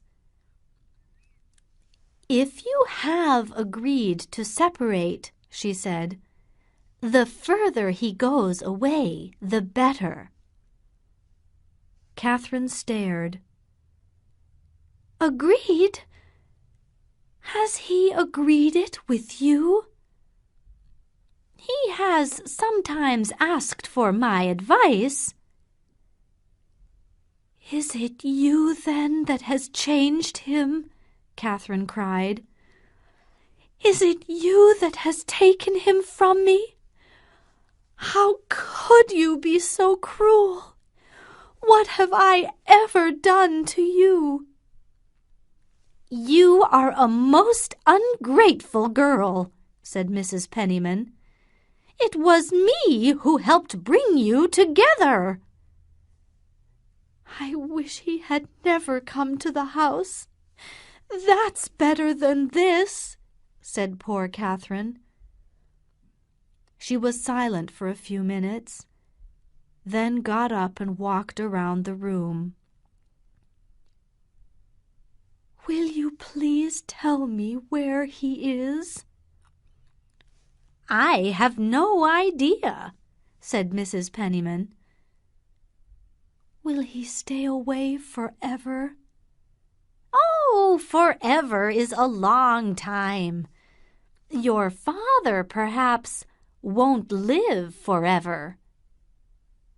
Catherine stared at her aunt. "He has planned it, then? He has broken it off and given me up?" "Only for the present, dear Catherine." "He has left me alone," said Catherine, shaking her head slowly. "I don't believe it." 2 days later, Catherine received a long letter from Morris. It explained that he was in Philadelphia and that he would be away on business for a long time. He said he would find it impossible to forget her, but he did not want to come between her and her rightful fortune. It was his dearest wish that she should have a happy and peaceful life, and he hoped that they would one day meet as friends. The pain that this letter gave Catherine lasted for a long time, but she was too proud to say anything about it to her aunt or her father. Dr. Sloper waited a week before coming one morning into the back parlor, where he found his daughter alone. She was sitting with some sewing work, and he came and stood in front of her. He was going out and had his hat on. "I would be grateful if you would tell me when you plan to leave my house," he said. Catherine looked at him with a long, silent stare. "I shall not go away," she said. The doctor looked surprised. "Has he left you?" I have broken off my engagement. Broken it off? I have asked him to leave New York, and he has gone away for a long time. The doctor did not believe this, and he was disappointed at losing the chance to say that he had been right. How does he like your sending him away? He asked. I don't know, said Catherine. You mean you don't care? You are rather cruel after playing with him for so long. The doctor had his revenge after all. Chapter 9. Morris Returns. No one ever learnt the truth about the end of Catherine's engagement. Catherine never spoke about it, keeping her secret even from Mrs. Almond, who was very kind to her after Morris Townsend had left New York. "I am delighted that Catherine did not marry him," Mrs. Almond said to her brother. "But I wish you would be more gentle with her, Austin. Surely you feel sorry for her." Why should I feel sorry for her? She has had a lucky escape. And I suspect that she has not really given him up at all. I think it is quite possible that they have made an arrangement to wait, and when I am dead, he will come back and then she will marry him. Outwardly, Catherine seemed unchanged. But the fact was that she had been deeply hurt. Nothing could ever take away the pain that Morris had caused her, and nothing could ever make her feel towards her father as she had felt when she was younger. Many years passed, years in which Catherine received more than a few offers of marriage. She refused them all, and though the name Morris Townsend was never mentioned in Washington Square, Dr. Sloper still suspected that his daughter was secretly waiting for him. If she is not, why doesn't she marry? He asked himself. This idea grew stronger as he got older, and one day the doctor said something to his daughter that surprised her very much. "I would like you to promise me something before I die." "Why do you talk about dying?" she asked. "Because I am 68 years old, and I will die one day. Promise me you will never marry Morris Townsend." For some moments she said nothing. "Why do you speak of him?" she asked at last. "Because he has been in New York, and at your cousin Marion's house. Your Aunt Elizabeth tells me that he is looking for another wife. I don't know what happened to the first one. He has grown fat and bald, and he has not made his fortune." Fat and bald. These words sounded strange to Catherine. Her memory was of the most beautiful young man in the world. "I don't think you understand," she said. "I almost never think of Mr. Townsend, but I can't promise that." The doctor was silent for a minute. "I ask you for a particular reason. I am changing my will." Very few things made Catherine angry, but these words brought back painful memories from the past. She felt that her father was pushing her too far. "I can't promise," she simply repeated. "Please explain." "I can't explain," said Catherine, "and I can't promise."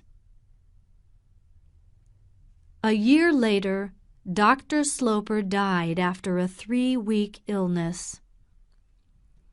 The will he had changed shortly before his death now left Catherine only 1/5 of his property. Mrs. Penniman thought that this was cruel and unjust, but Catherine was neither surprised nor unhappy about the new will. "I like it very much," she told her aunt. Catherine and Mrs. Penniman continued to live in the house in Washington Square. On a warm evening in July, a year after Dr. Sloper's death, the two ladies sat together at an open window, looking out on the quiet square. "Catherine," said Mrs. Penniman, "I have something to say that will surprise you. I have seen Morris Townsend."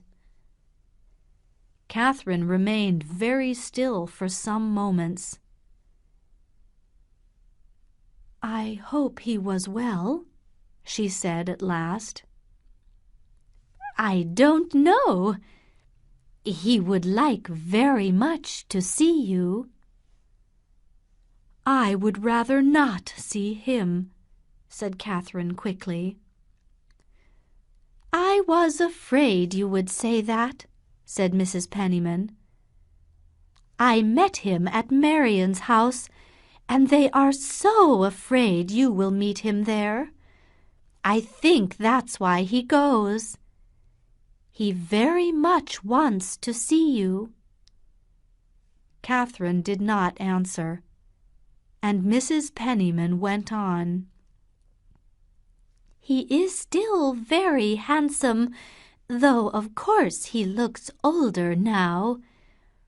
I believe he married some lady somewhere in Europe. She died soon afterwards. As he said to me, she only passed through his life. The first thing he did was to ask me about you. He had heard you had never married. He seemed very much interested about that. He said you had been the real romance in his life." Catherine had listened silently, staring down at the ground. At last she spoke. "Please, do not say more." "But he very much wants to see you." "Please don't, Aunt Lavinia," said Catherine, getting up from her seat and moving quickly to the other window, where Mrs. Penniman could not see that she was crying. A week later they were again sitting in the front parlor. Catherine was working on some embroidery when Mrs. Penniman suddenly said, "Morris has sent you a message. He wishes to see you, Catherine. He is going away again and wants to speak to you before he leaves. He says his happiness depends upon it." "My happiness does not," said Catherine. "He believes that you have never understood him, that you have never judged him rightly," said Mrs. Penniman. This is very painful for him, and he wants just a few minutes to explain.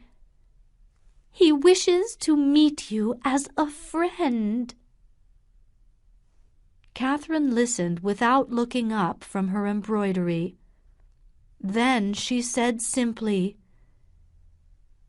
"Please say to Mr. Townsend that I wish he would leave me alone." She had just finished speaking when the doorbell rang. Catherine looked up at the clock. It was 9:15, a very late hour for visitors. She turned quickly to Mrs. Penniman, who was blushing. "Aunt Penniman," she said, in a way that frightened her companion, "what have you done?"